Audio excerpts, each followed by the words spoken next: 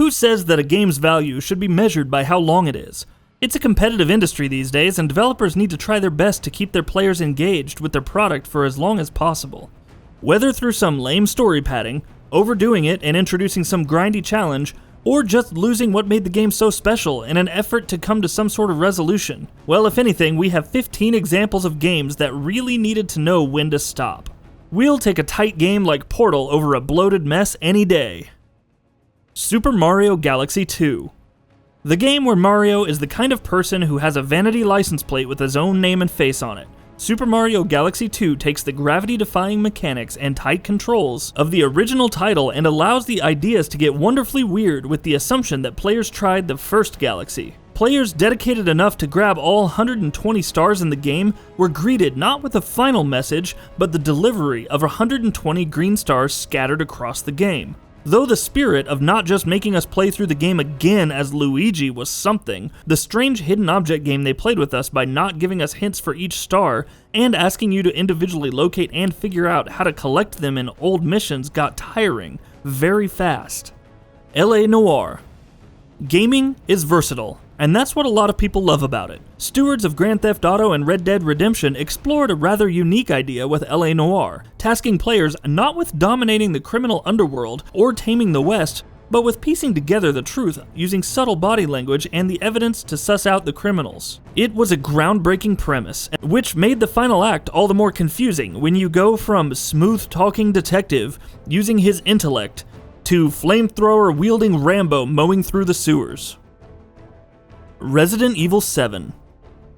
While we're all here stuck in the darkest timeline where Kojima and Del Toro didn't get to make Silent Hills, Capcom valiantly and most successfully carried the torch with the soft reboot to their long-running horror series, Resident Evil 7, bringing the action into first person and shrinking the scope back down to something mostly intimate. Following on from the panned, action-focused Resident Evil 6, the return to the game that knew what subtlety meant was hugely refreshing, until the final bits of the game, when they just couldn't help themselves, finishing things off with some old baggage, roaring back like a gunfight that didn't fit the tone, Umbrella Corp returning, and Chris Redfield himself. Middle-earth: Shadow of War. WB Games really doesn't get enough credit for giving EA a run for their money and how tone-deaf they are. When they decided that the pivotal Nemesis system that elevated the previous game, Shadow of Mordor, from an Assassin's Creed ripoff to something legitimately interesting should become fodder for loot boxes, the endgame then had to change completely. Either players would put up with a tedious grind to get the needed orcs to finish the story, which popped up out of nowhere, or they would pay up. The game is fun enough, right up until it tries hard to strong-arm your wallet, and removing them long after they stop making money doesn't change the balance. Metal Gear Solid 5: The Phantom Pain. We still had a lot of questions when Chapter 1 of Metal Gear Solid 5 ended with the death of Skullface and the capture of Metal Gear Sahelanthropus. I mean, we still had a lot of questions at the end of Chapter 2 as well, but to even get to the ending of Chapter 2, players had to slog through missions, not to mention the requirement to grind out so much material to get your base to a certain level. The payoff for dozens of hours of repeated missions? Perhaps an hour of new content to go with the earth-shaking revelations. Life is Strange: Nightmare Fuel. The final episode of Life is Strange ran into budget problems, which led to a rather cluttered design for how things played out. Nowhere was this more apparent than in the nightmare sequence that Max had to relive, ghoulishly facing up to their insecurities and fears, which psychologically makes for a great theme. But in the game, it fell short due to shoehorned stealth sequences, and the whole thing narratively coming out of nowhere. Max deserved a better finale than what Life is Strange's final episode could muster. Thankfully, she did get it in the farewell episode of Before the Storm, if nothing else. Super Smash Bros. Brawl. The brawl to end them all, Super Smash Bros. Brawl on the Wii was just stuffed to the gills with content, to the point of being the first Wii title to ship with a dual-layered disc and making sure that you could smash for years without seeing everything. The main single-player mode, Subspace Emissary, was a fun romp that took the heroes of Smash through a basic story and unlocked all the characters. In the 11th hour of that mode, just when you're ready for the showdown to finish everything off with Taboo, that's when they decided that they really needed twice as many hours out of you. The Great Maze is a nonsensical mishmash of parts from all the previous stages in the game, which you need to spend many hours in hunting down each and every shadow version of the fighters in a forced retreading of content that really made us just want to go back to multiplayer. Rayman Legends. Ubisoft knew full well that players would take to the standout music levels seen in Rayman Legends, remixing cheesy classics like Eye of the Tiger and Black Betty into the adorably wacky world of Rayman, with huge set pieces, and providing a fun interlude between worlds. But the bonus world at the end game, Living Dead Party, hopes to turn that love into something else completely. The entire world is comprised of reprises of the levels, with the songs now in 8-bit style, and the huge caveat that the screen became distorted with an obnoxious effect for each song because difficulty. If you somehow manage to squint through the reprised stages, one brand new one awaits, with each and every one of the previous filters taking effect to destroy what's left of your eyeballs. Mega Man 2. Back before every player was using Dark Souls as a replacement for hard, the Mega Man series stood as one of the classic examples of NES hard. While robot master weapons were helpful, the trick fell into recognizing patterns and reacting to them, meaning that no situation was truly out of the player's hands. At least until late in the game, when it feels like Capcom played a little fast and loose with the difficulty. Wily Castle introduces several sections just before the end of the game that place players in situations where they either need to have perfect accuracy, or in the case of first-time players, clairvoyance. How should you have known you needed to save your entire stock of Crash Bomber to beat the turret boss instead of getting that extra life? According to Mega Man 2, that's a you problem.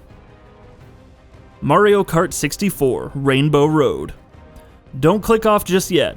An N64 classic, Mario Kart 64 cemented the direction the series would take until this day, and has tons of fan-favorite tracks. Though a personal favorite, because of the music and aesthetic of neon lights, Rainbow Road is easily one of the easiest tracks in the game. The nearly endless rainbow track is super long but also completely walled in, preventing falls, and has minimal hazards. Besides, tracks like Bowser's Castle and Yoshi's Valley that demand quick thinking to weave through obstacles or to outsmart your rivals, the straightforward, barren Rainbow Road is a great light show but underwhelming otherwise. Rock Band series, Endless Set List. While tons of fun at parties, Rock Band and the ensuing rhythm game craze had more than a few devoted fans who would chase full combos and the best possible scores across the many games and thousands of DLC songs of the series. Only the seriously nuts would make attempts to conquer the endgame challenge the series quite accurately calls Endless Setlist, asking players to play through all of the songs included on that disc to earn an achievement without powering down your system or exiting the gig. I still have nightmares of the 6.5-hour epic from Rock Band 2. Metal Gear Solid Peace Walker. Parallel to an earlier entry, Metal Gear Solid Peace Walker delivers one rather touching ending at the conclusion of Chapter 4, and then just decides to kinda carry on after that. Before ever reaching the extraordinarily odd crossover content with Monster Hunter, players are given a series of remix missions and challenges that make use of older content, and forced to play hide-and-seek at old levels no less than 5 times before they can reach the actual ending that leads into the next game, Ground Zeroes. Mass Effect 3.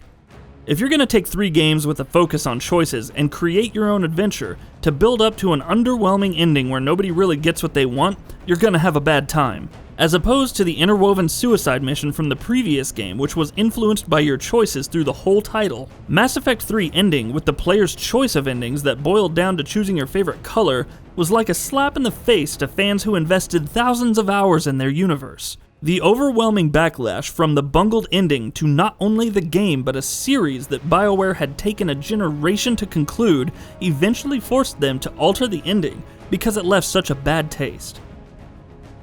Batman Arkham Asylum. The fantastic thing about the Joker is that he's the opposite side of the same coin of the Caped Crusader. Deeply damaged and with a penchant for mayhem, we get Joker at his best when he's playing his sick games to prove a point and reflect a little nihilism upon Batman and the rest of us. We get the Joker at his worst when it's revealed that his overcomplicated plan to lure the Dark Knight to the roof of the asylum to get into a roided up punch-out against the guy who's been beating up roided out goons for the last 12 hours. The Clown Prince of Crime is better than that, and thankfully it was a small blemish that Rocksteady learned from. StarCraft II. The mission that's supposed to capstone 2 games worth of the incredible lore Blizzard built through StarCraft and StarCraft II, Salvation is the final mission of the 3rd campaign. Though instead of an assault against a crafty foe and outwitting or outgunning them to gain victory, StarCraft II recycles for about the 5th time in the game the dreaded turtling mission, asking players to do little more than defend themselves while the computer becomes more and more bold about cheating, ramping themselves way past a normal unit limit to fake some difficulty and tension. And that about does it for this video. If you enjoyed what you watched and want to see more from Gaming Bolt, you can always hit that subscribe button and turn on the bell icon next to it. That way you will never miss any of our videos.